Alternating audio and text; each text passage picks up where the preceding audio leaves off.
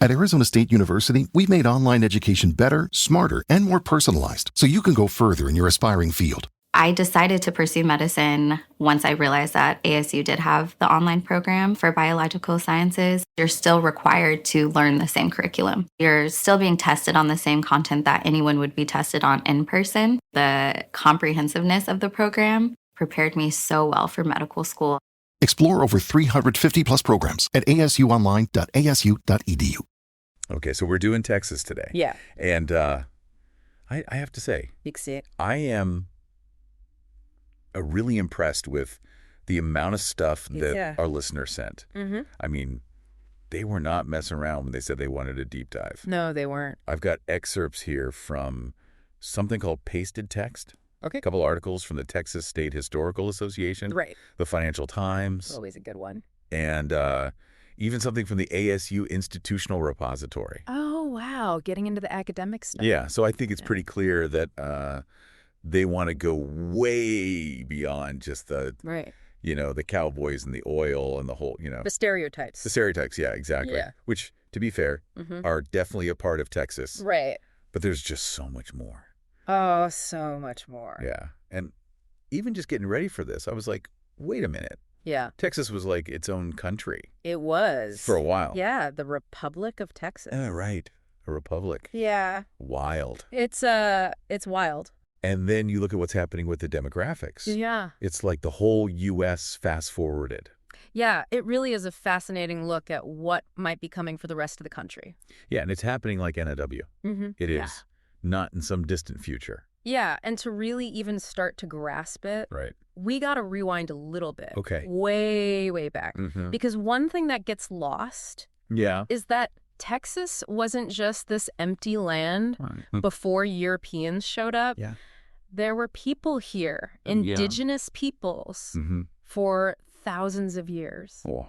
Okay. Yeah, and that history is still so important for understanding Texas today. So we're talking about I mean, obviously we can't cover thousands of years in 5 minutes. But we can at least acknowledge that depth of history, and how it shapes the cultural landscape. Yeah. Okay. So then from there, you've got the Spanish exploration starting in the 1500s. That's right. Yeah. Then you've got Mexican rule for a while. The whole Texas Revolution thing. Yeah, which is an interesting story in itself. Yeah. Winning independence from Mexico. Right. Becoming a republic. Republic. It's, that forged this whole spirit of self-reliance that you still see, even today. Yeah, makes sense. But then becoming part of the U.S. in 1845, that's a big turning point. Yeah. It fueled westward expansion, obviously. Right. But it also played a role in the tensions that led to the Civil War. Oh, wow. Yeah. Okay, so we've got the history down. Right, we've sped through a few centuries there. A few centuries, but it's important context. It is. Because if you don't understand the past, you're really going to miss a lot of what's happening today. Yeah. And what's happening today is people, lots of people. Texas is booming. Yeah, and the demographics are changing so fast. Yeah, and that's one of the things that makes it so fascinating. Right. Because by 2020, Hispanics made up almost 50% of Texans 18 and under. So that's think about that. The future right there. Yeah, it is. And this is something that's happening all over the U.S. It is, yeah. But it seems like in Texas, it's just accelerated. Yeah, it's happened on fast forward. Yeah, way faster. Yeah. So what does that mean, for the state? Well, it means that the future of Texas is going to be shaped by this younger, more diverse generation. Yeah. There'll be the workforce. The voters. The consumers. Yeah, the consumer. That's a huge shift. It is a massive shift. And one of the articles I was reading was talking about how companies are moving to Texas. Right. Like all these big companies. Yeah, you've got Tesla, Apple. Right. A lot of tech companies. Because of the business environment. Yeah. The low taxes, less regulation. Right. That kind of thing. But if the population is changing like this, will that still be what people want? That's the big question. Right. Texas has always prided itself on that kind of hands-off approach. Yes, small government. Right. But a younger generation, they might have different priorities. Yeah. Education, infrastructure. Social services. Things like that.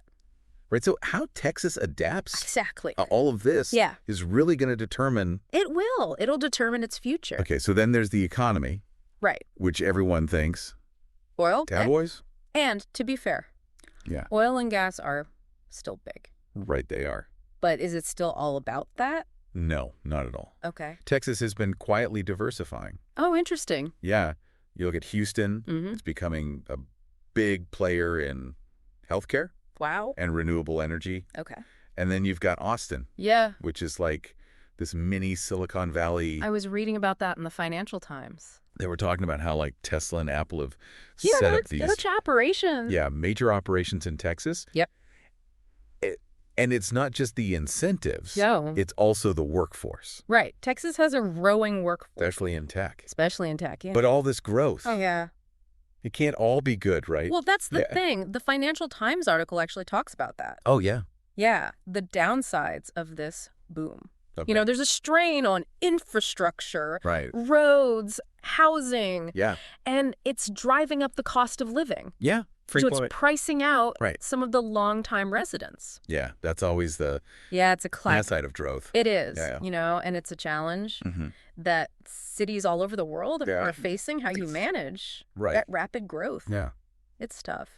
So it seems like Texas is trying to walk this tightrope. They are. Of like attracting all these businesses and this investment, but also managing it. Yeah. So that it benefits everyone. Right. That's the key. Not just the newcomers. Right. Yeah. And that's where sustainable development comes in. Okay. You know, investing in infrastructure, affordable housing, education, workforce training, making sure that everyone has the opportunity to benefit from this growth. Okay. It's a tough balance, but it's a really important lesson. Yeah, for everybody. Yeah. So we've talked about the history, the demographics, the economy, but like, what about the soul of Texas? Yeah, like what makes Texas? Right. You know, we can't ignore the whole like cowboy thing, the wide open spaces, the, you know, go big or go home. That's definitely part of it. But it's got to be more than that. Yeah. Right? It is. So what is it? Well, Texas is really this incredible cultural tapestry, you know, woven from indigenous heritage, Spanish, Mexican influences, Anglo-American settlement, and then waves of migration from all over the world. So it's like all of that mixed together. It is, yeah. And you see it. You do. In the music. Absolutely. Right? Like you've got country. Yep. You've got Tejano. Blues. Yeah. All mixed together. Blending together. And the food. Oh, the food. Tex-Mex. Right. Like its own category. Yeah, it's amazing. A fusion of flavors. Yeah. That reflects the state's history. I love it. Yeah. So it's like that cultural blend is in everything. It is in everything. And I guess that also means it's in the political landscape. Right. So Texas has this reputation for strong individualism, that frontier spirit. Yeah. But it also holds on to traditional values. Interesting. So it's the fascinating paradox. It is. It's contradictory. It is. But I guess that's kind of what makes it so interesting. It is. So to really get Texas, you got to embrace the contradictions. You do. The layers. Yeah. The fact that it's constantly changing. Exactly. It's a state in motion. Right. It's always evolving. So much like the U.S. Well, that's the thing. Texas is really a microcosm of America. Okay. It's where the past and present are always colliding, where different cultures are mixing and creating something new. It's exciting. It is. But also probably a little scary. Yeah. A little bit of both. Yeah. But definitely not boring. No, definitely not boring. Right. So we've gone from ancient settlements to like tech giants. Right, tech giants. Yeah. Demographic shifts. Yeah. To like the soul of Texas. We've covered a lot of ground.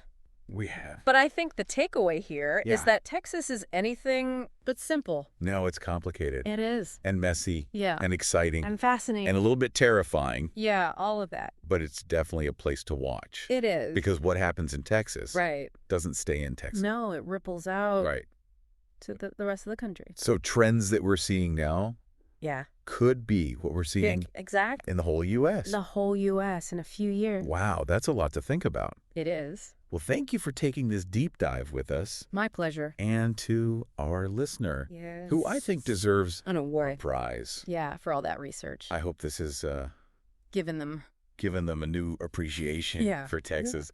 Keep exploring. Keep learning. And until next time. Happy trails. Happy trails. Today is your lucky day. Today is the day that our $3 website works for you, paying you directly to your PayPal daily.